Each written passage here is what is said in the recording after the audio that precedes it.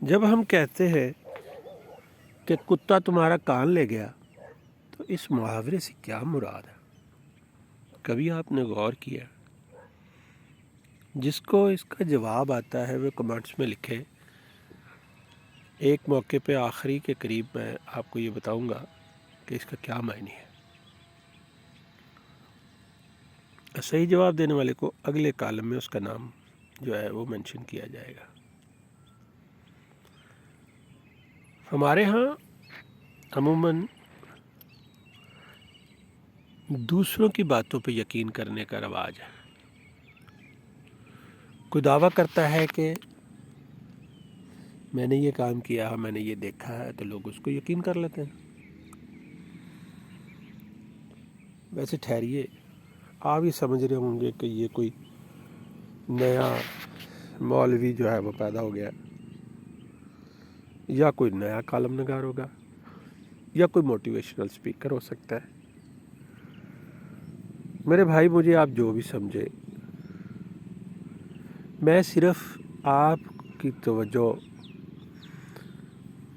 اس حقیقت کی طرف مبذول کرانا چاہتا ہوں کہ انسان نے اللہ کی تخلیق کو بدلنے کے لیے، اس میں مداخلت کے لیے ایسی ایجادات کر دی ہیں جو اسی کی تباہی کے لیے باعث بن گئی۔ مثلا آپ کہیں گے کہ یہ تو ترقی کے طرف سفر ہے۔ ذرا بتائیے کیا ترقی کی طرف سفر ہے؟ ایک دور تھا جب بجلی نہیں تھی، ایک دور تھا جب پہیہ نہیں تھا، ایک دور تھا جب موبائل نہیں تھا،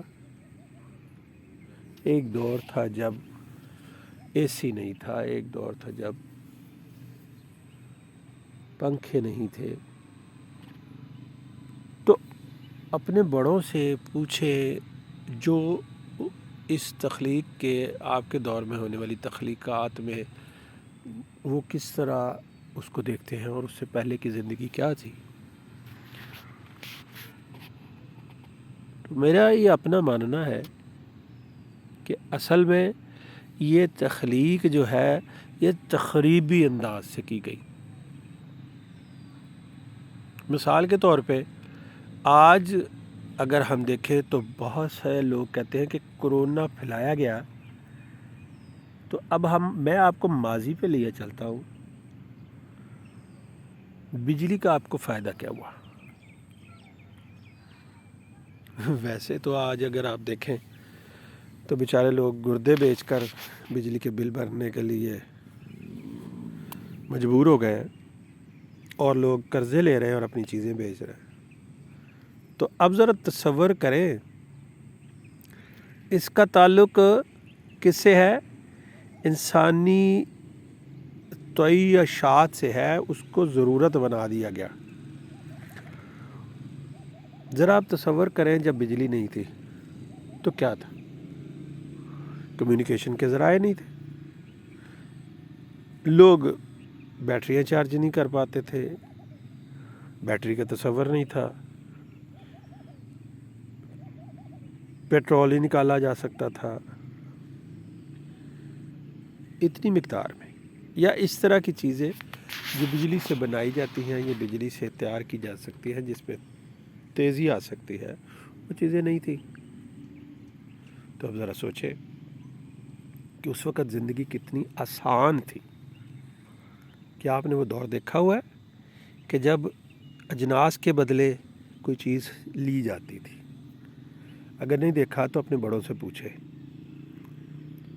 ایک دور میں گندم کے بدلے لوگ کھانے کی اشیاء بھی لے لیتے تھے، اور آپ نے کیا وہ دور دیکھا ہوا ہے کہ آپ کے ہی قریب، گھر کے قریب ہی گارڈن میں سبزیاں لگی ہوئی ہیں، اور وہ بغیر کسی کاسٹ کے، فری آف کاسٹ ہے۔ پانی اللہ کا ہے اور زمین اللہ کی ہے، اور آپ نے بس وہاں پہ بیج پھینکے یا کچھ چیزیں لگائی اور بعد میں اس کو استعمال کر رہے ہیں۔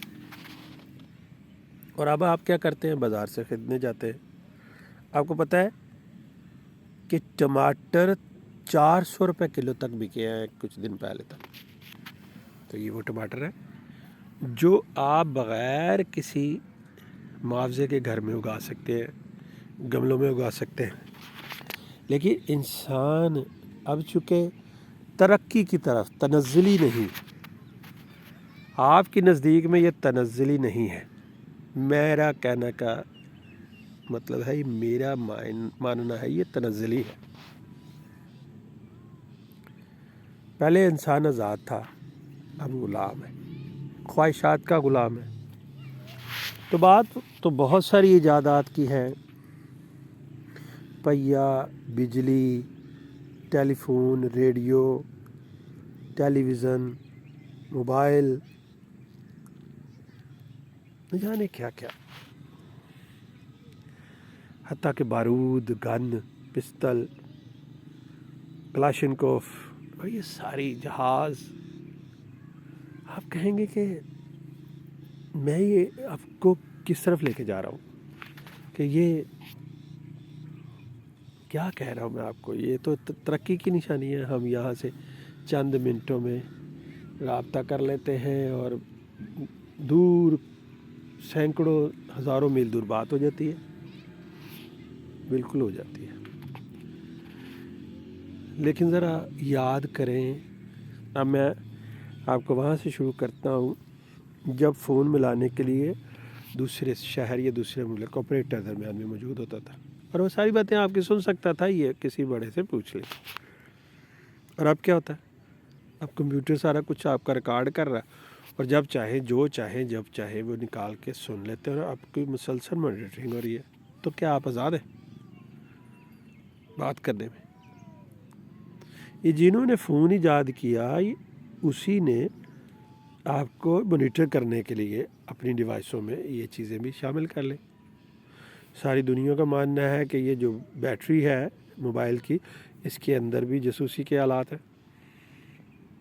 اور جتنے بھی یہ آپ واٹس ایپ ہے، فیس بک ہے، انسٹاگرام ہے، کوئی بھی آپ ٹول استعمال کرتے ہیں، گوگل ہے، اے آئی ہے، جہاں سے بھی آپ سافٹ ویئر ڈاؤن لوڈ کرتے ہیں یا جو ان سبھی سافٹ ویئر استعمال کرتے ہیں، وہ سارے جاسوسی کے لیے استعمال ہوتے ہیں. تو کہاں آپ کی ذہنی آزادی گئی؟ آپ تو غلام ہو رہے. اور پھر آہستہ آہستہ آپ ان چیزوں کو حاصل کرنے کے لیے جائز و ناجائز ذرائع استعمال کر رہے ہیں. تو میرا ماننا یہ ہے کہ یہ آپ اللہ کی رضا سے دور ہو رہے ہیں. اب نبی صلی اللہ علیہ وسلم اور اللہ نے جو حکم احکام دیے ان کے خلاف جا رہے ہیں. مثلا فریج کو لے لے، ویسے تو بہت سے کام ہیں، تو آج چلے کسی بھی موضوع پہ بات کر لیتے ہیں. تو فریج کیا ہے؟ فریج جو ہے وہ آپ کے ایمان پہ ڈاکہ ہے. نبی صلی اللہ علیہ وسلم نے فرمایا کہ جب آپ ہنڈیا بنانے لگو تو اس میں شوربہ زیادہ کر لو، تھوڑا سا سائے کے پاس بھیج دو. تو کیا آج ہم یہ کام کرتے ہیں؟ ہم تو بچا ہوا بھی جو ہے نا وہ فریج میں رکھ دیتے ہیں، اللہ کہ بچا کر بڑھا کر کسی کو دیں، بچا ہوا بھی جو ہے. اور پھر کیا ہوتا ہے، وہ بیماریاں ہمیں لگ جاتی ہیں.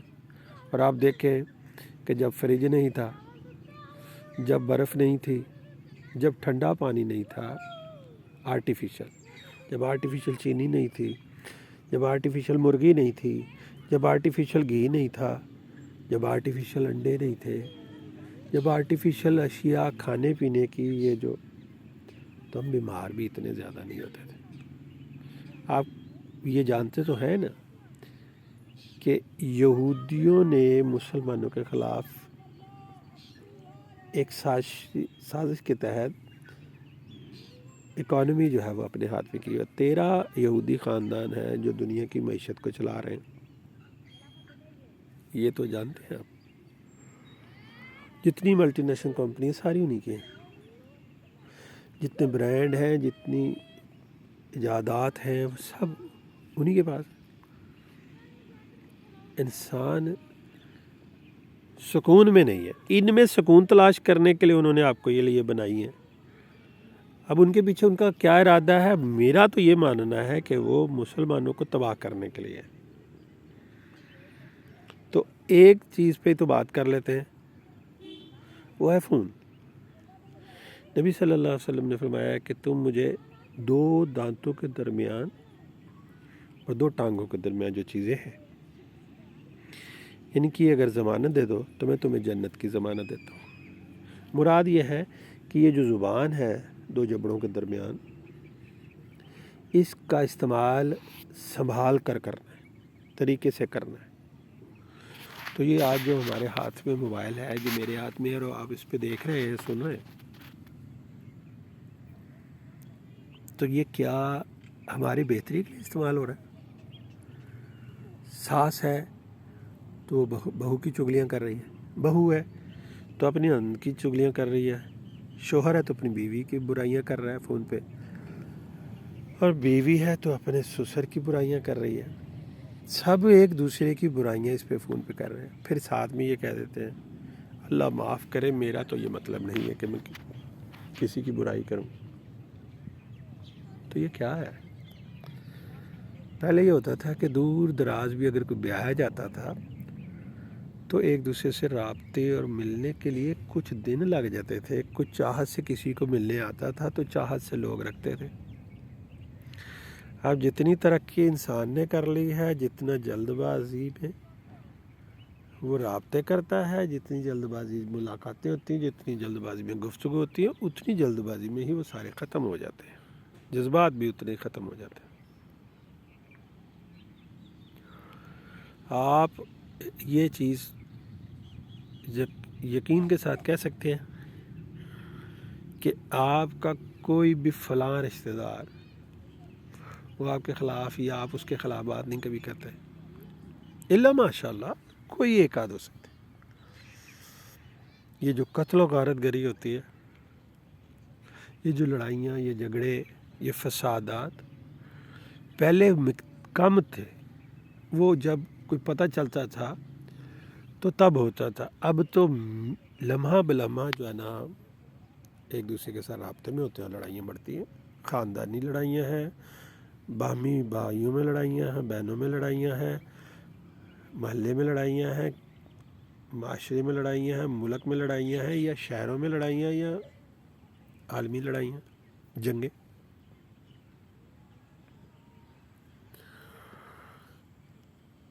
تو کرتے کرتے کرتے انسان جو ہے وہ اپنی تباہی کی طرف جا رہا ہے۔